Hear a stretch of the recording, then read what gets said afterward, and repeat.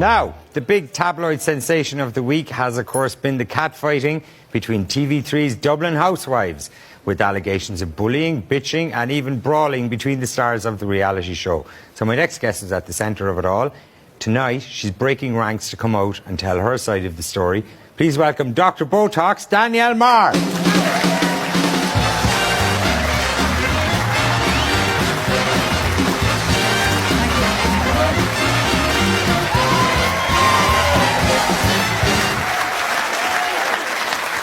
Hi, Dr. Danielle. Hi there, how are you? Good. So you're the big breakout star from Dublin Housewives. Breaking out tonight anyway to be here, yeah. But before we talk about all that, I suppose a lot of people mightn't know a little bit about you. I remember the first time I came across you were a celebrity dentist at one point, weren't you? Apparently you used to be referred so, to as, yeah. So you were a dentist, yeah? Yep, I qualified in 2007 from Trinity, and I'm on the dental register here and in the UK because I like to work in London as well. And then I went on and did a lot of additional training in Botox and fillers and facial aesthetics, and then I completed a 2-year GDIP in aesthetic medicine as well. So, bit of a nerd, but you know. Do you also have a degree in aeronautical engineering? Is that right? I have a degree. Listen, I look like a real nerd now. Yeah, I have a degree in aeronautical engineering. You don't look like a nerd. No, Thank you. Yeah, and you know, I really did that because I love boats and I've sailed across the Atlantic and done sailing and all that sort of stuff. So that was my motivation for that. And you were also nearly the presenter of Tomorrow's World. Is that right? Well, down to the last 3. Yeah. Really? Who beat you? I don't know, some guy. He was a school teacher. I can't remember his name. No one ever heard of him again, but you're Dr. Danielle Marr. So you're in the Botox business now, mainly, yeah. And you take a little bit yourself, yes? I do. I'm not averse to a bit of Botox. Okay, no, yeah. So tell me now, where, like, you look gorgeous to me. Where am I seeing the Botox there?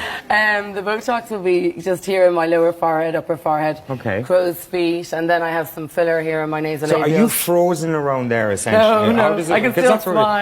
You do have facial expression, although up as far as about there, maybe, yeah?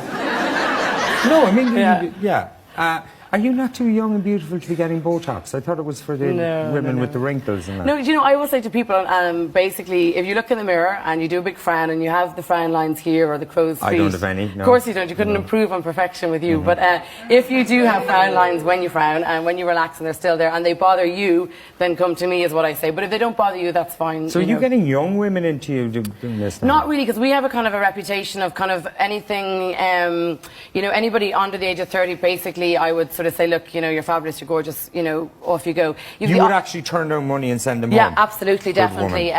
So I'd say probably most of my patients are 31, 32 upwards. They tend to say that 31, 32? Yeah. They don't need Botox, do they? But sometimes people have a little bit of light Botox prevention. Some people could be 35, 36, you know, it just varies. Okay, old ones, so, anyway, Dublin Housewives, you caused quite the splash. Just in case people haven't seen it, will we take a little clip just to get a flavour of it? I'm not messing. I cried and I got really upset. Well, Virginia, you should ask me what I said, so Virginia. Do you know what? I was actually terrified to call you because I thought, what kind of woman speaks about another girl? Virginia, shut up. Do you know what? Don't tell me to shut up, Danielle. Alright? Actually, you should fucking shut up. Just leave me alone. Alright? Virginia, you should just relax. Honestly, I would never say a bad thing about you, and if I had anything to say, I'd say it to your face. Actually, fine. Shut up. I swear to fuck. Whoa! Less wine, more Botox, maybe. Thank you. Yeah. But in fact, this was one of the issues actually between you and the other women. Yeah. They all kind of take a glass of wine a little bit more than you. In a sense, you have said this. You felt you were a bit different from them, maybe a cut above. Yeah. No, not a cut above. Just different. Insofar as, you know, I suppose there was comments made along the lines of, you know, what do you do to relax? And I don't have a huge amount of time to relax because I have clinic most days. And if you're doing clinic, you can't go have a drink of wine. So you kind of get out of the swing of things years ago, really, to be honest. And then there was comments about, you know, you're always working. But, you know, I have to work. I have a little boy. I'm a single mom. You know, I don't have much choice. And to be honest, I'm quite happy being independent. And I think, you know, it's fine. You know, I'm happy. So yeah, so like they I suppose are the kind of women we see more in the glossy magazines and whatever. Yeah. You wouldn't be in VIP much or hanging out with Michael Well, I won't be in O'Doherty VIP for a long while anyway now after some of the comments anyway of the show. Why? What did you say? I think I made a reference to the Style Awards, you know. So the VIP Style Awards. What did you say? Well, I probably won't say if my granny Dolores is watching, but I did. I was asked. They were all getting ready to go, and they were all very excited to go to the VIP Style Awards. Yeah. And Oh, you're hammering me here now. Granny Dolores, I'm sorry anyway in advance. Block your ears, Granny Dolores. Granny. Yeah. Is she hard of hearing? No, she's quick on her feet like me. Actually, the apple doesn't fall far from the tree. She basically would be at home giggling, but basically they were all getting excited and they were like, oh my God, I'm so excited. And then it cuts to me and I'm basically going, I wouldn't attend that sunburnt beep beeps cabaret in the Shelburne if you paid me. Sunburned F-wit was what you're going. Yes, which is quite good, yeah. So in a way, like, it's as if you got singled out by the others for being maybe a bit too kind of independent or a bit too honest and stuff like that. And I'm quite driven and ambitious and independent. And are they not? No.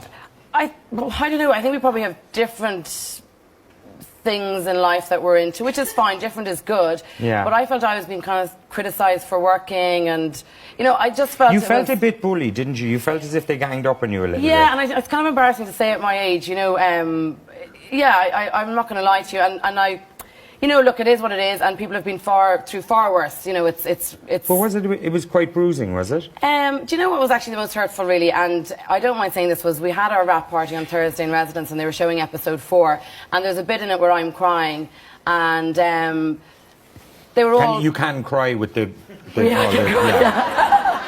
yeah, squeeze out a little tear there, yeah. And they weren't crockers either. They were genuinely, I was quite moved by what we were talking about. And, I was there with my PA, Katrina, who's just gorgeous, fantastic. And we were sitting there, and we felt very isolated even there. But look, we're well used to it. I've had 6 or 7 weeks of this.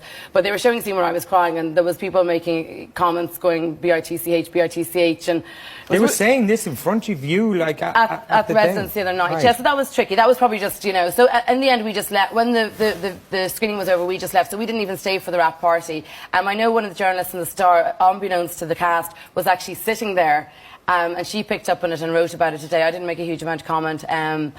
But that was tricky. It's just hard. So, yeah, and they did this to you before last Thursday. You felt isolated like this for ages. So they kind of ganged up on you and. Yeah, they just are in their little clique and I'm separate. So, look, I don't know what the definition of bullying is these days, but I definitely feel very separated. And I do feel like, when you're back in school, the gang of cool girls are, I don't really think they're that cool, though, you know what I mean? But it's just different. Yeah. Look, I wish them all well, and... Of course you do. There were various kind of incidents, like, what happened on the night of the launch? Oh, stop, the shame of it. I'm in my jeans. And we were filming the intros, where we were doing I'm the Only Girl in the World and all this sort of stuff. Yeah. And we were filming the intros out in, where was it? It was in Harold's Cross. And we were kind of tight on time, so it was till about 5:20, and we had to be in with Maureen Patterson. And I'm a stickler for time, Okay. So basically, anyway, I was tight getting ready, yeah. So I had to race back to my clinic. Actually, the other 4 got dressed in Virginia's apartment. And I had said, look, are we wearing jeans or are we wearing dresses? What are we wearing? And one of the girls said, look, we're wearing jeans and we'll text you if it's otherwise. So I said, grand, because I had jeans in the clinic. A patient had given me a T-shirt. I said, look, I'll throw that on. Turn it, in I go. So I was the first one when we met in Peter's pub, and then the other 4 came in and they were all in their dresses. I nearly died. But look, it's grand. And that is possibly the worst thing that one Dublin housewife could do to another, isn't it? Tell her the dress code wrong. Yeah, that is total. And then they all went off to New York without you and stuff as well. Yeah, and they reported that I was invited. But listen, I had enough from Kinsale, and to be honest as well, being invited a day beforehand doesn't facilitate you getting work permits and things like that. You know the way. So.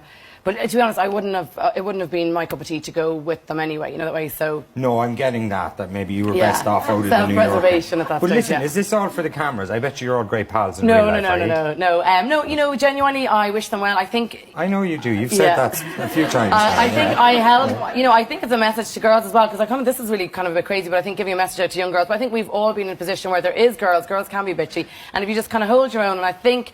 At the end of it, I've come out of it okay because I've just stayed true to myself. And look, you might have provoked a little bit of it. You would look, I'm a bit naughty. There was a scene where they were talking about the Miss Ireland, and I was kind of disinterested, and I had to do something to amuse myself as well because there's no talk of world politics, world peace. There's, it's just your favourite subjects of conversation. But it's always the same stuff. Yeah. So I did say, the lovely girl competition, and they went bananas, And I just kept... See, the thing is with me, I'm a bit of tongue-in-cheek, I'm a bit of crack, and I just keep a really straight face, So, I